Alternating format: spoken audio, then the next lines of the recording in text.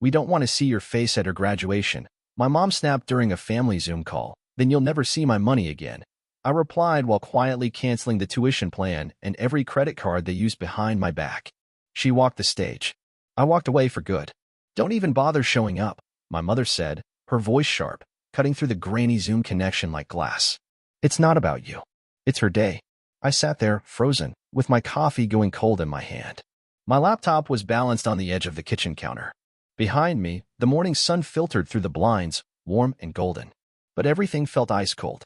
My sister Chloe, silent in her little Zoom square, smirked. She didn't say anything. She didn't have to. Her smug silence said it all. I wasn't welcome. Again.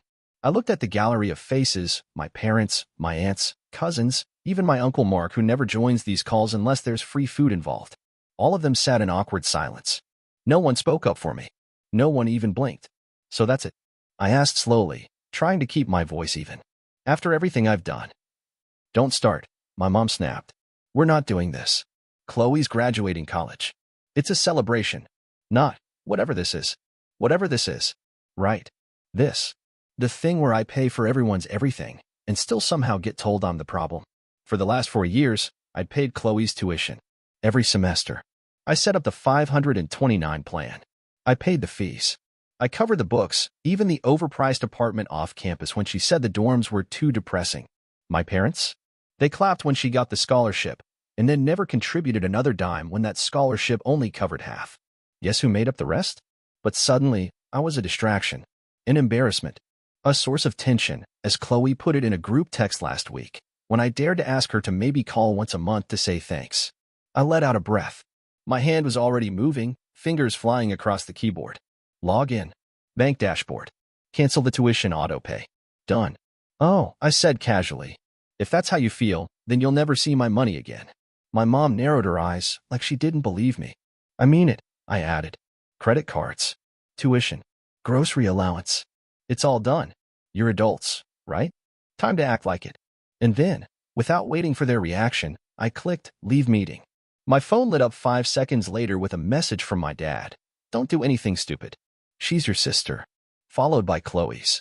Thanks for making everything about you. Again, I silenced my phone, stood up, and poured my cold coffee down the drain. My hand didn't shake. Not anymore. She walked the stage that June. Cap, gown, proud smile, photos everywhere. I wasn't there. And for once, I didn't feel guilty. I felt free. I wish I could say that Zoom call was the beginning of the betrayal, but it wasn't. It had been building for years. Quietly. Relentlessly. It started the moment I got my first real job out of college.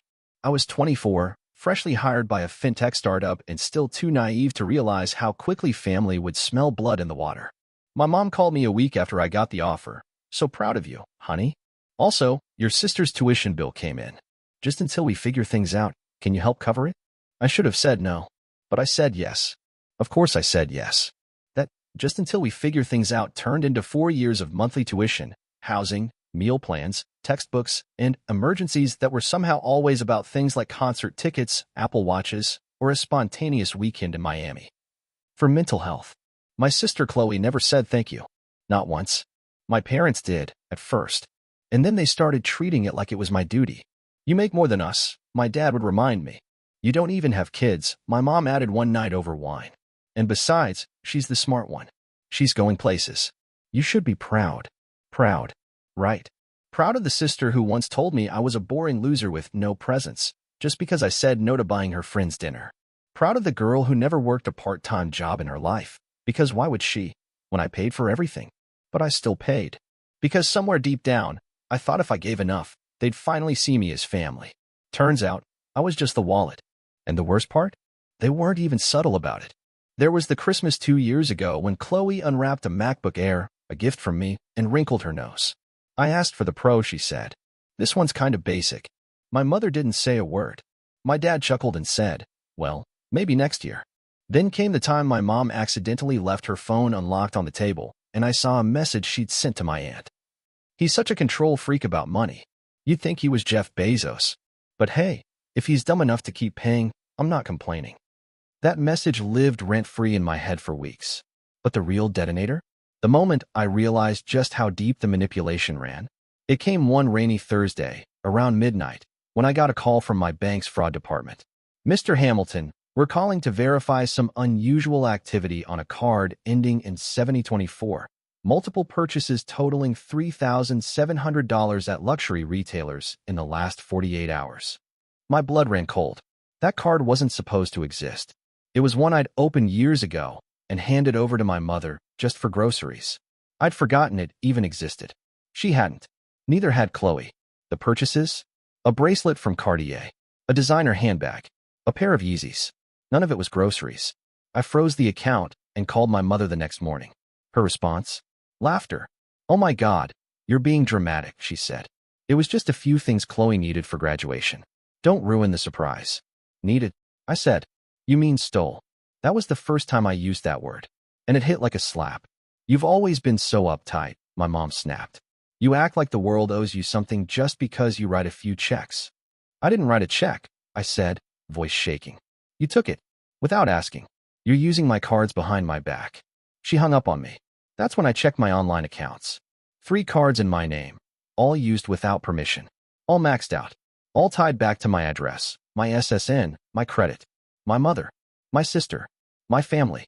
That night, I sat at my desk staring at my phone, hand hovering over Chloe's number. I didn't call.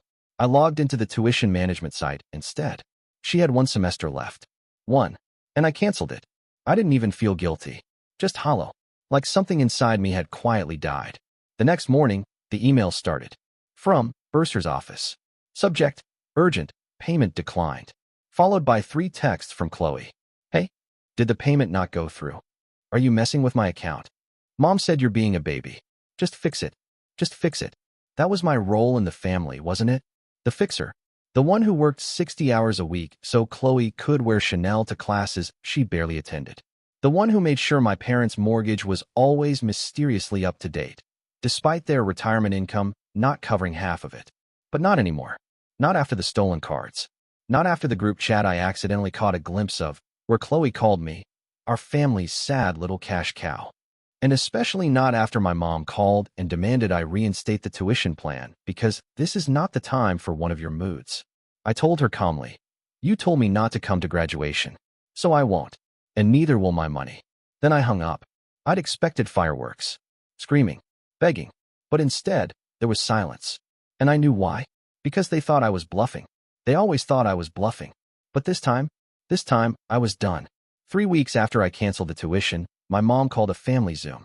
She labeled it urgent family discussion, which usually meant one of 2 things. Either someone died, or I was about to get ambushed. Guess which one it was? I almost didn't join. But some sick part of me wanted to see their faces. I wanted to hear them try to gaslight me one last time. So I logged in.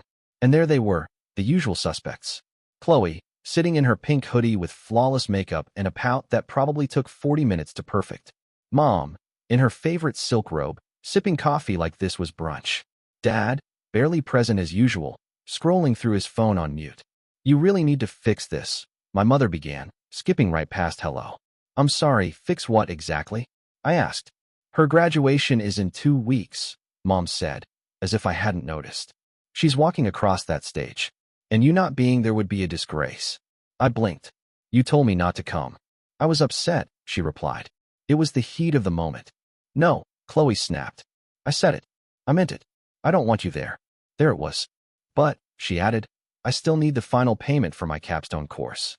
They said I can't walk unless the balance is cleared." I leaned back, staring at the screen like it was some twisted sitcom. "So you don't want me there, but you do want my money." Chloe crossed her arms. "This isn't about you. It's about me finishing college." "You mean the college I paid for?" I said. "Every semester. Every book. Every apartment. Every Uber. Every overpriced acai bowl." "Don't be dramatic," my mom snapped. "Dramatic?" I repeated, my voice sharp. "You stole from me. Both of you. You used my cards. You maxed out my accounts behind my back. You told me I didn't belong, and now you want to play family again?" Dad finally looked up. "Let's not blow this out of proportion." I laughed. Loud. Bitter. "Oh, this is proportionate," I said. "I'm about to make it proportionate."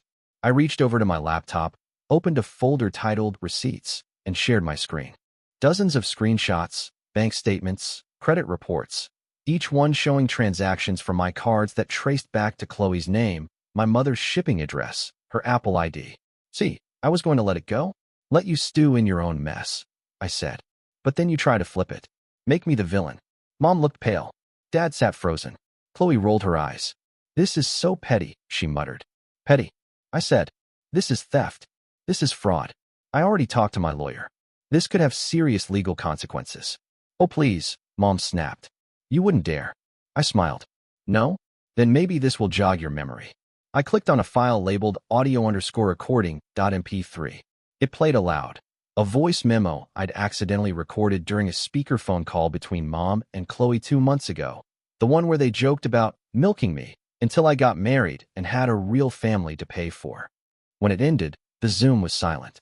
You recorded us? Mom whispered. You took what wasn't yours, I said flatly. Why are you doing this? Chloe hissed.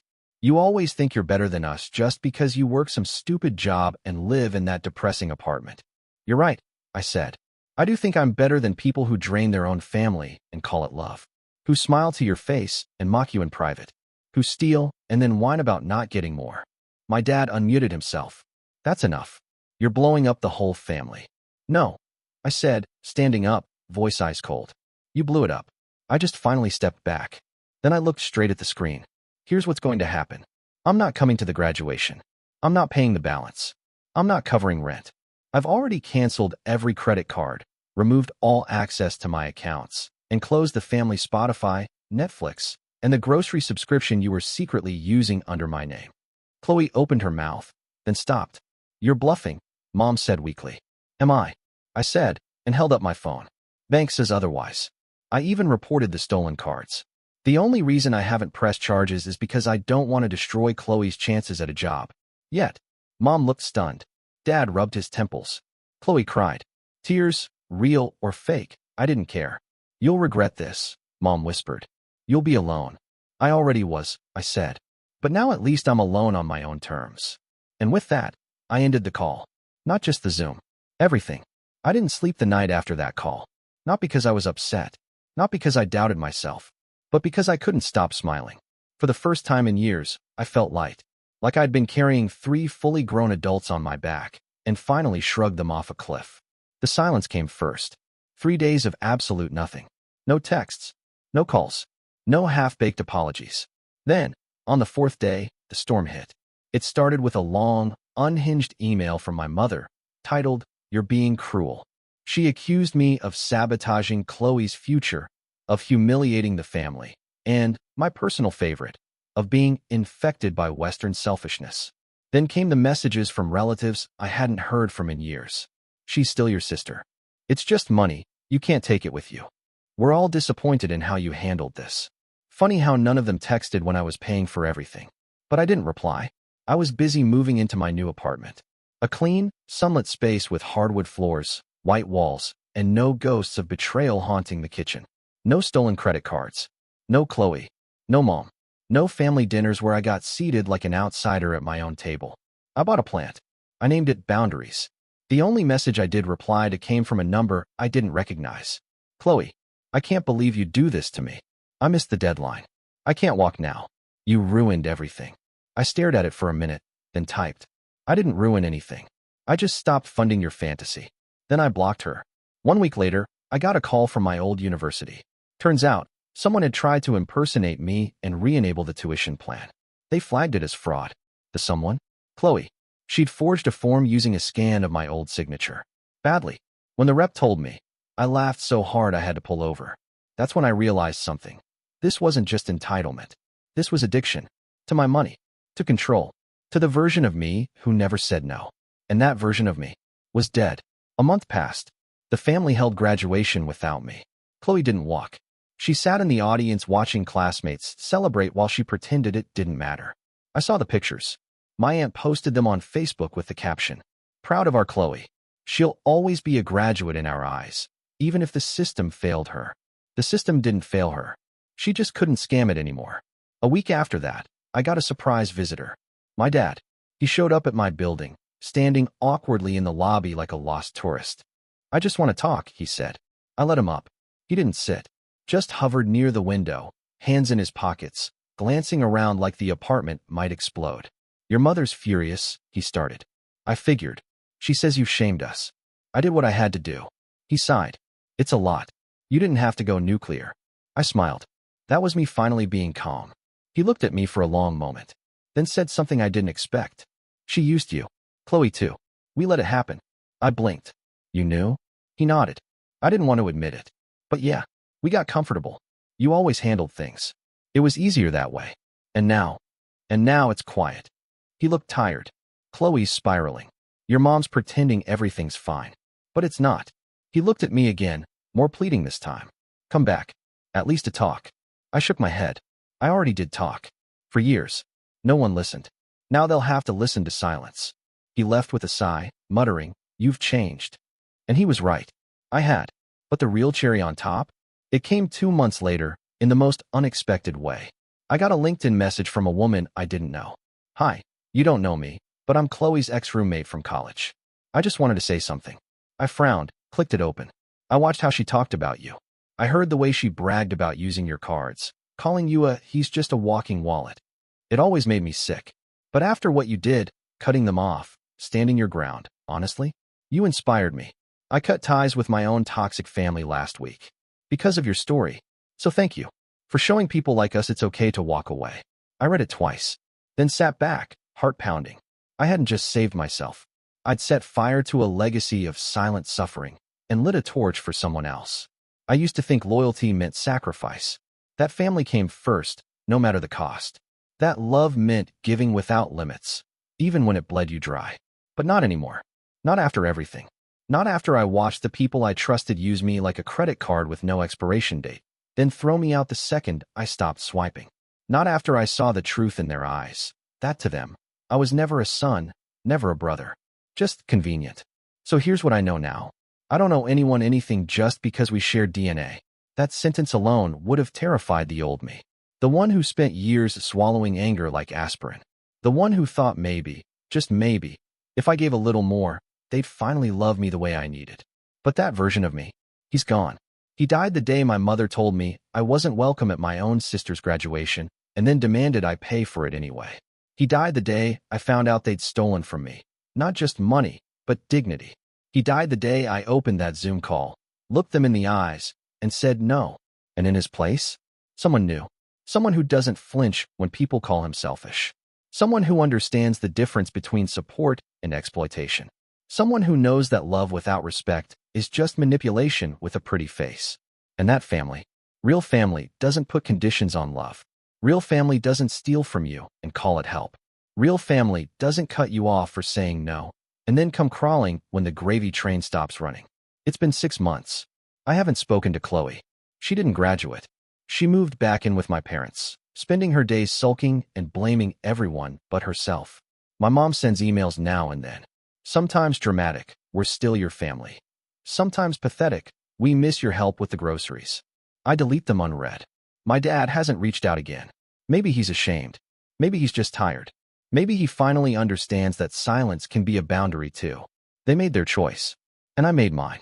I walk through life now with a strange peace I never had before. No more guilt.